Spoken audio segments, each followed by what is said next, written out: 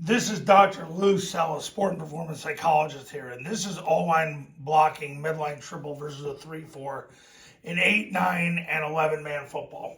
Okay, so you've got a center, 2 guards, 2 tackles, 3.5-foot splits in between each. I will tell you the guards are getting closer. Air Force's guards are definitely getting closer every year. So just be aware of that.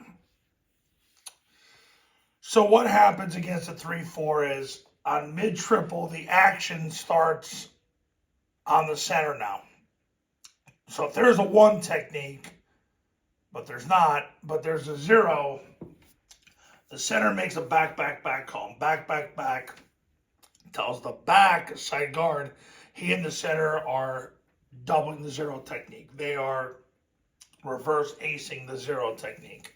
So the center is going to snap the ball. He's going to take a 6-inch zone step with his right foot. His left foot will come second. His left foot should split the crotch of the 0 technique. And as soon as his second step hits the ground, he will put his left knee through the crotch of the 0. Now that doesn't mean it needs him in the crotch. It means positionally he's got it leveraged where his knee is through the crotch. He'll then slam his left hand to the stomach and then take 4-inch northbound steps from there. The backside guard is going to open. He's going to come down, get to the hip of the center, and then he's going to put his right knee through the crotch of the 0. Then he's going to slam his right hand through the stomach of the 0 and then take 4-inch northbound steps from there. What's going to happen with the backside tackle in an 8, 9-man ball? This is the backside end. He's going to block the spine of the backside guard, which cancels the backside A-gap. So he's going to open flat, and he's going to make sure he gets his... Basically, what you want here is you want him to get his right hand to the spine. Now, years ago, Navy used to say crotch, but in this hypersensitive world we're in, just say spine. So you don't end up with, just say spine. So the backside player is going to block the spine of the backside guard. The reason for that is so you don't allow the run through. Look, the whole point of scoop blocking is to cancel run throughs.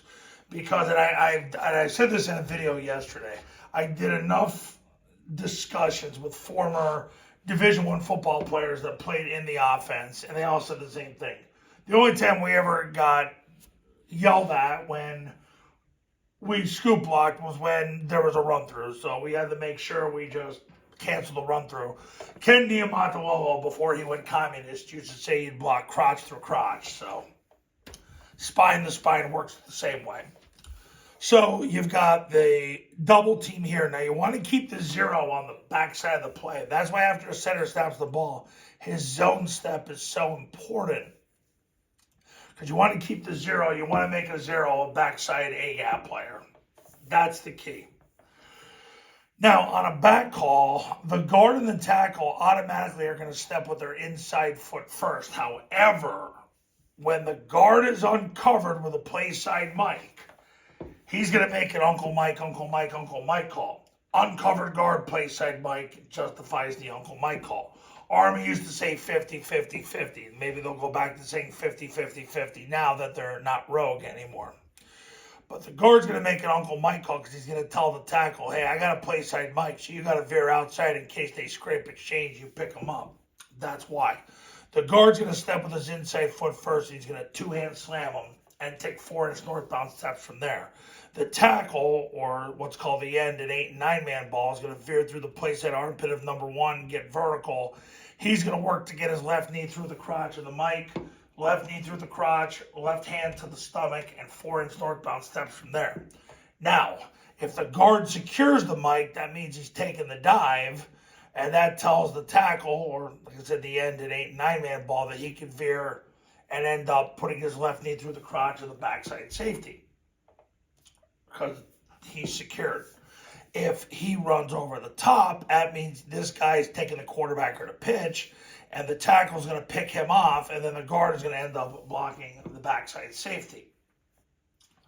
And he'll, at that point, not two-hand slam him, but he'll put his left knee through his crotch, left hand to the stomach, and 4-inch northbound steps from there. The only reason he's getting two hands on him because he's in a head-up position at that point, and now it's a good old fist fight because he doesn't have him outflanked. So we've got a back call, which leads to an Uncle Mike call, which leads to him veering outside. He's automatic. He's just opening flat, stealing second base. The second base bag is the spine of the backside guard. So that's O-line blocking mid-triple versus a 3-4, and 8-9, and 11-man football. So really I get asked, what are the keys? Well, first of all, the key to the whole thing, and I learned this from Air Force, is when you call midline triple option, you want to call the play when this guy comes down to take the B back on zone dive. Because you utilize zone dive to set up your triple option, not the other way around. So when he comes down to take the B back, you come back and run it so you can get a pull pitch out of it.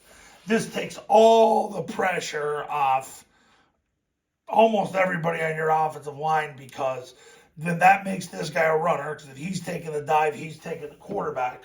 Although I've had clients tell me, oh yeah, they'll both take the dive, which is not, because then nobody's playing the quarterback, and a lot of times nobody's playing the pitch, and sometimes nobody's playing either or, which is a beautiful thing. So when one takes the B back, it's going to be a perimeter play. And when it's a perimeter play, the key is that he picks off the mic from scraping over the top to the quarterback or the pitch, which isn't a real difficult block. You've got him outflanked anyway, and the guard basically is there just to solidify him so he can't pop through.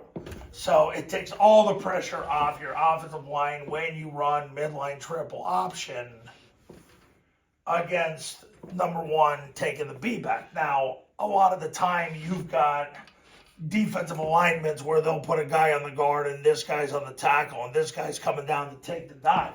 That's great. Two guys are taking the dive at that point. So pretty much what's going to end up happening is you're in a situation now where, well, you're going to end up, this guy's going to end up getting blocked, and nobody's taking the quarterback and nobody's taking the pitch. So you're in a really good spot when you run the triple option offense. And I get the question, why don't more people run it? It's because they don't have a freaking scroll. I mean, listen, I don't want to sound like an old jock here, but that's what it is. It's they don't have the guts to do it. They don't have the guts to do it. A lot of them don't know how to teach it either, and they don't want to start over and learn, but that's why you're here. That's what's setting you apart right now. So that's O-line blocking mid-triple versus a 3-4, an 8-9, and 11-man football.